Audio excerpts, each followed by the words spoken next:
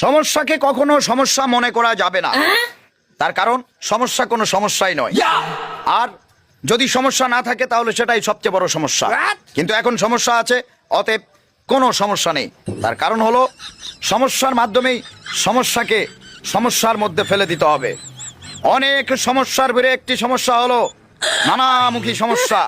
কিন্তু কোন রকম সমস্যায় যদি সমস্যা করতে না পারে তাহলে তো কোনো সমস্যাই নেই।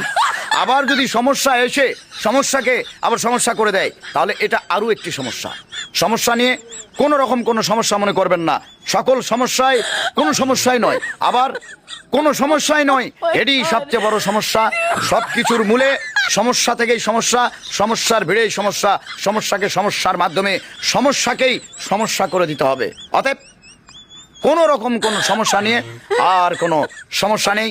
সকল সমস্যা অলরেডি এখন সমস্যার মধ্যে পড়ে গিয়েছে। আপাতত সমস্যাকে সমস্যা করে দিয়ে আমি নিজেই একটা সমস্যা হয়ে গেছি, আর কোনো সমস্যা নেই।